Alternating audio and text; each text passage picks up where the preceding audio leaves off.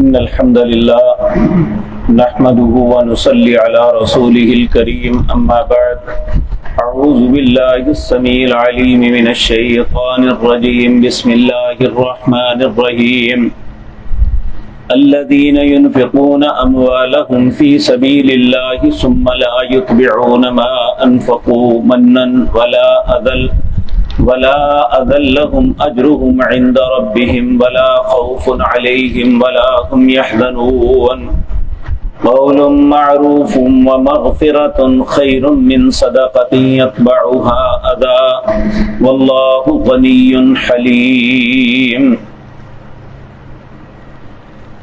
حضرات محترم، گزشتہ آیات میں ہم یہ بات پڑھ آئے ہیں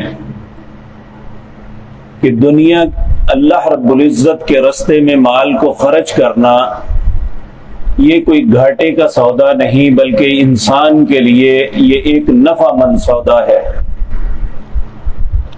حالانکہ دنیا کے اصول کے مطابق تو اس سے کچھ چلا جاتا ہے، لیکن اللہ کی نظر میں اس کا مال کو بڑھا دیا جاتا ہے۔ لیکن یہ بات یاد رکھیں، جس طرح نماز کی ایک ترتیب ہے، اگر اس ترتیب کے مطابق نہ ادا کیا جائے تو نماز برباد ہو جاتی ہے۔ اسی طرح خرچ کرنے کے بھی کچھ آداب ہیں۔ نبی کریم صلی اللہ علیہ وسلم نے بھی اس بات کی بڑی تلقین فرمائی۔ آپ کے پاس ایک شخص ایک مرتبہ آیا، اس نے آ کے کچھ تقاضا کیا کہ میں مسکین آدمی ہوں کو مجھے عطا کریں۔ آپ نے اسے فرمایا اس معاملے میں نہ اللہ نے میری مانی ہے نہ کسی اور رسول کی۔ اللہ نے مدیں خود مقرر کی ہیں، اگر ان مدوں میں تم آتے ہوگے تو میں ضرور دوں گا، لیکن اگر تم نہ آتے ہو تو پھر تمہیں نہیں دوں گا۔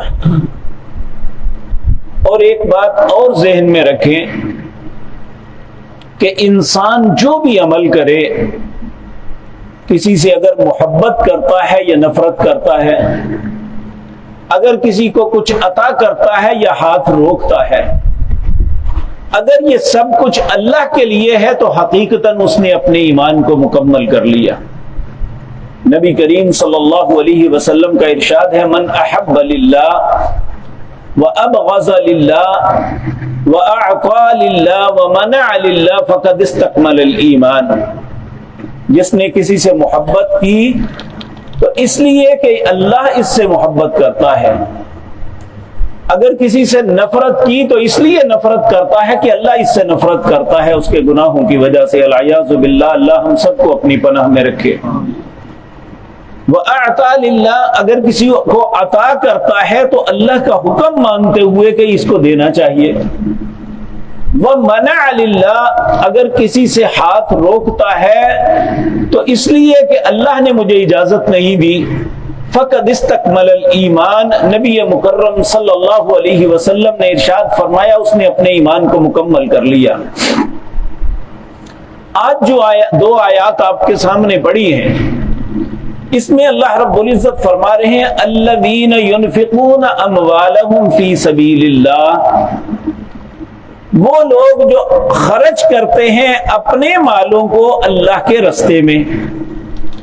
اب یہ اللہ بھی مانتے ہیں کہ اللہ کے راستے میں خرچ کر رہے ہیں، لیکن مال خرچ کرنے کے بعد ثم لا يتبعون ما انفقوا منا ولا اذى لهم، مال خرچ کرنے کے بعد جس کو دیا ہے نہ اس پہ احسان جتلاتے ہیں اور نہ ہی اسے تکلیف دیتے ہیں، کیونکہ انسان کی ایک جو ہے نفسیات ہے، یہ سمجھتا ہے کہ اگر میں کسی کو کچھ عطا کیا ہے تو شاید خرید لیا ہے، حالانکہ وہ جو دے رہا ہے اس کا بدلہ اس نے اللہ سے لینا ہے۔ اور ایسے رزق، ایسے صدقے کی کوئی اہمیت نہیں ہے، بلکہ انسان یہ دے کے بھی گناہگار ہو جاتا ہے۔ نبی کریم صلی اللہ علیہ وسلم نے فرمایا، حضرت ابو ذر رضی اللہ تعالی عنہ اس حدیث کے راوی ہیں، آپ نے فرمایا قال ثلاثۃ لا يكلمهم الله يوم القيامة ولا ينظر إليهم ولا يزكيهم ولهم عذاب أليم.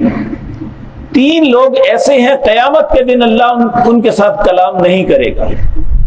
ولا ينظر إليهم, انہیں نظر رحمت سے بھی نہیں دیکھے گا. ولا يزكيهم, انہیں پاک بھی نہیں کرے گا. وَلَهُمْ عَذَابٌ أَلِيمٌ, ان کے لیے دردناک عذاب ہے. حضرت ابو ذر رضی اللہ تعالیٰ عنہ جو پاس اس حدیث کے راوی ہیں اور بیٹھے ہوئے تھے, کہنے لگے خابوا وخسروا من هم یا رسول اللہ صلی اللہ علیہ وسلم. وہ 3 بدنصیب کون ہیں جن کے متعلق اللہ اتنے سخت ناراض ہوتے ہیں؟ آپ نے فرمایا پہلا المسبل الادار, وہ مرد جس کا کپڑا ٹخنوں سے نیچے رہتا ہے, وہ شلوار ہے, پینٹ ہے, وہ تہمد ہے, جس کا کپڑا ٹخنوں سے نیچے رہتا ہے, اللہ اس سے کلام نہیں کرے گا, اللہ اسے پاک نہیں کرے گا, اللہ اس کی طرف نظر رحمت سے نہیں دیکھے گا بلکہ دردناک عذاب میں مبتلا کرے گا. اس لیے وہ کوئی چھوٹا مرد ہے یا بڑا, وہ بچہ ہے یا جوان یا بوڑھا, ہمیں اس معاملے میں بہت احتیاط کرنی چاہیے.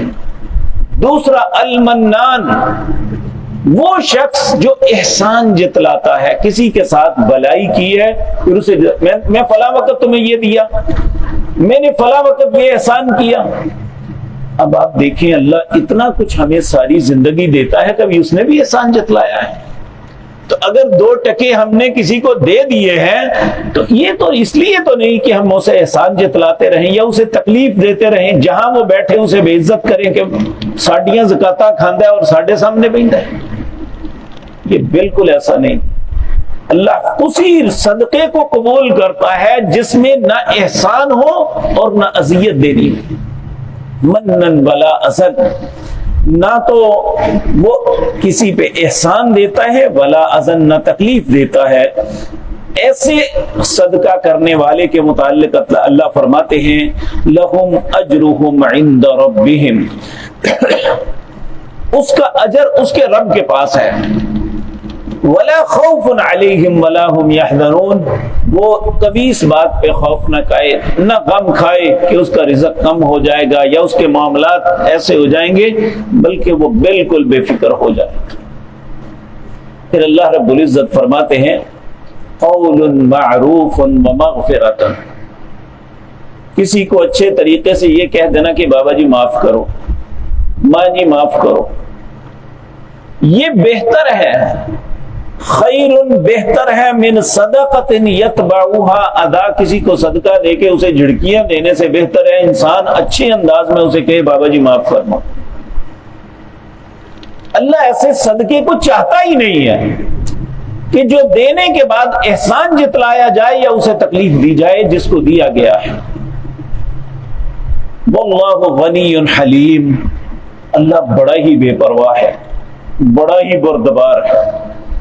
بردبار وہ ہوتا ہے جو ہر چیز کو دیکھ کے برداشت کر رہا ہے. اللہ ہماری غلطیوں کو پکڑنے پہ آ جائے نا تو شاید ہم ایک گھونٹ اس زمین پہ پانی نہ پی سکیں, ایک دفعہ سانس نہ لے سکیں. اللہ حلیم ہے, بردبار ہے, وہ بہت درگزر کر رہا ہے, ہماری ہر خطاؤں پہ درگزر کر رہا ہے. اللہ ہمیں معاف بھی فرما دے.